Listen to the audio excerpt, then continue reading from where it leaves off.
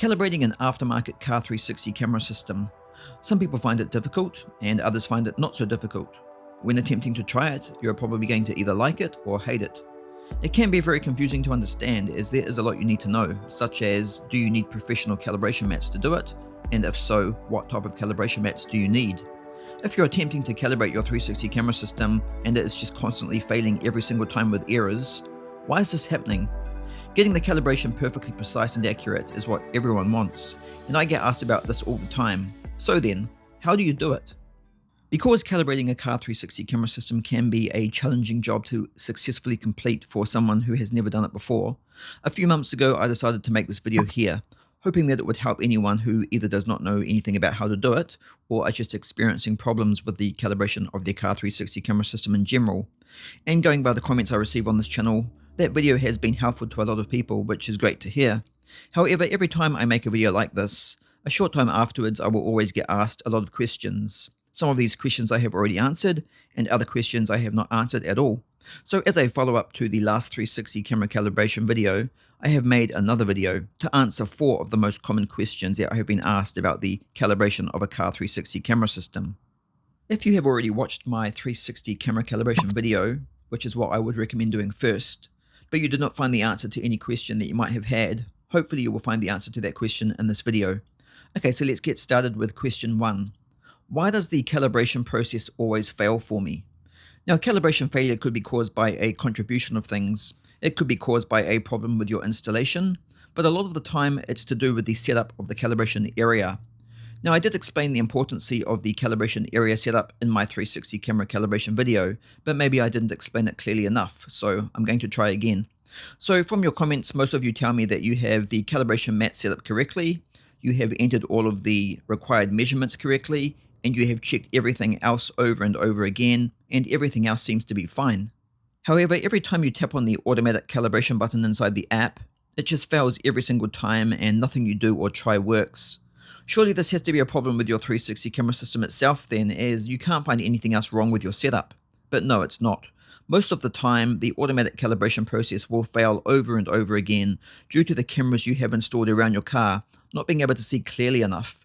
And this is generally because the area that you are calibrating in does not have sufficient enough lighting, which is extremely important. In my 360 camera calibration video, I did clearly demonstrate myself calibrating my 360 camera system inside my garage, but maybe that was not a very good way to demonstrate it, and I'll show you why. So at the moment I'm standing inside my garage ready to calibrate my 360 camera system. It's about 4 PM in the afternoon, so it will be dark in about 2 hours, but as you can see the garage does look pretty well lit. There's still plenty of light coming through the windows, and a garage with windows is exactly what you need if you want to calibrate indoors, as the more light the better. But for calibrating a 360 camera system successfully, this amount of light is definitely not enough. While you can calibrate a 360 camera system inside a garage, when it's big enough to do it as well of course, you won't be able to do it in every type of garage, and you won't be able to do it any time of the day either. The lighting inside my particular garage at 4 PM in the afternoon is too dark to calibrate a 360 camera system. Therefore, if I tried to calibrate it now, it would 100% fail. And if the cameras you are using are the cheaper low-res 720p cameras like mine are, this can add to that problem even more as well. Now you might be thinking, why don't you just turn on my lights? And in my case, due to my lights being very powerful and highly mounted, that would help. But with a lot of smaller garages that have poor lighting, that can aggravate the problem in darker light, because sometimes this can create shadows on the floor in your calibration area, which will again cause the calibration to fail. So it's extremely important to remember, the lighting in your calibration area needs to be very good. If you try to calibrate your 360 camera system inside your garage on a rainy or overcast day as well, it will most likely just keep failing. If your garage lighting is not really good, then I would highly recommend calibrating your 360 camera system outside instead of inside.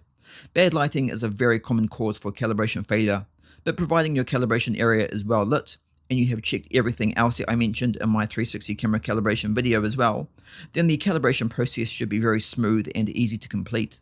Question number 2. Can I calibrate my 360 camera system without calibration mats? This question is common to receive from people who have had a 360 camera system installed and calibrated by a professional, but the calibration for whatever reason is incorrect, and so they are now trying to fix this problem themselves. This question can also be followed by, I only need to recalibrate one of the cameras because the other 3 cameras are fine. First of all, no, you cannot calibrate a 360 camera system without calibration mats. And secondly, you will not be able to just recalibrate one camera by itself either. That is, providing this is in fact an actual calibration problem only, and not a camera alignment issue, which sometimes, only when you're extremely careful, can be fixed with some fine tuning in the settings of your 360 app. In saying that though, don't for any reason try to touch and manually adjust any of your cameras by hand. This will instantly make the problem 100 times worse and unrepairable without a full recalibration being needed. However, trying to fix a calibration problem yourself without professional calibration mats is not impossible though, because you could draw and make your own calibration mats on your floor, like I demonstrated in my 360 camera installation video, but all four of the cameras will need to be calibrated together at once, so a full calibration will be required. However, to do this, you will also need to know the correct measurements for your particular 360 camera system and car, which are required for the calibration process. If any of the measurements are incorrect, the calibration will be incorrect as well. If you have never calibrated a 360 camera system before, which is probably everyone that is asking this question, then I would definitely recommend watching my 360 camera calibration video first. But most importantly, before doing anything, ensure that your current calibration settings are backed up to the cloud or a USB flash drive first, because then you will have a backup if something goes wrong. And I have to be honest, trying to recalibrate and fine-tune a 360 camera system to fix problems like this can very easily go wrong. Depending on how much of a hassle and time consuming it could be to try and fix these problems, it might actually be easier to just take the car back to your installer to get it done. If it's a camera alignment or calibration problem, then there is a good chance there won't be any charge to fix this for you anyway. Question number 3. What is the calibration password? Now, I did again cover this question in my 360 camera calibration video as well, but maybe not very well, as I have been asked this question again many times since then. So first of all, you're right. When calibrating a 360 camera system, to gain access to the calibration menu settings, a password, usually consisting of only numbers, is required, as this calibration menu is in fact always locked and protected by a password. A lot of aftermarket 360 camera systems use passwords or passcodes that are 4 digits long in length, but they can also be 6 digits or even up to 8 digits in length as well. And some of the factory fitted systems can only be accessed through diagnostic communication. These passwords are generally no big secret either, and can just be easily found online. Again, for a lot of the aftermarket 360 camera systems, the most common passwords are likely to be one of these ones here. So I would recommend trying these passwords first. Again, generally with a lot of aftermarket 360 camera systems, entering an incorrect password multiple times won't directly block you out from access either, but there may be some systems that will do this for security, so I would recommend checking your user manual first to see if it mentions this. If you don't have a user manual, then you might just have to take the risk. If you find that none of the passwords in this video work for your particular 360 camera system, then I would recommend trying a Google search. Try including the brand name of your system in the search as well if you need to. Alternatively, you could try asking an AI such as Gemini if nothing else is working. You would be very surprised how fast an AI can find your password for you when compared to a manual search. Question number 4. What is the difference between all of the different type of calibration mats, and which ones should I buy? Now, depending on the 360 camera system that you have, there may not be many options you will have to choose from, as the calibration mats that you need to buy are strictly the ones that are only supported by your 360 camera system software. But yes, I can totally understand why you're asking this question, because there are definitely quite a few different types of calibration mats in use now, so it can be a bit confusing. However, with the aftermarket 360 camera systems, generally there's only 2 main types of calibration mats. But because the size and measurements are different between them all, which is also very important, this is what results in there being so many more of them. There's the standard calibration mat with the 2 black rectangular squares on them, and then there's the more complex checkered pattern type of calibration mats like this as well. A calibration mat with the checkered patterns will give you the best result, as it's designed for precision, resulting in a more professional final result. A checkered pattern calibration mat can get the 4 main stitching points where all 4 camera views get joined together more precise, but if your aftermarket camera system does not support this type of calibration mat, even though most of them will, then you will only be able to use these standard calibration mats without the checkered patterns. And there is nothing wrong with that, but the final result will not be quite as precise as a 360 camera system that does support those type of calibration mats.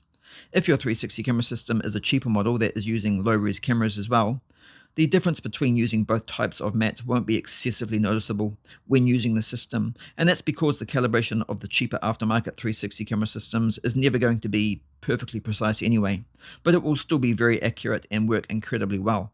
As mentioned in my 360 camera calibration video, it is important that the mats you use are the correct size and that the measurements of everything, including the checkered patterns as well, are correct to suit your particular 360 camera system. While most of the cheaper 360 camera systems can be calibrated with just 2 calibration mats like this, and it is by far the easiest way to do it as well, some systems will require you to use more than just 2 calibration mats, such as 4 or more, which are designed to give you an even better and even more precise result. So if you decide to make your own calibration mats like I did in my 360 camera installation video here, which do work well, be sure to get the size of everything correct, as this is crucial for the calibration to be correct as well. The distance the mats are placed from the front and rear of the car are also generally important as well.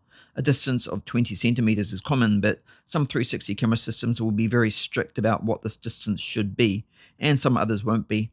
But they will all require you to enter this distance into the app before calibrating.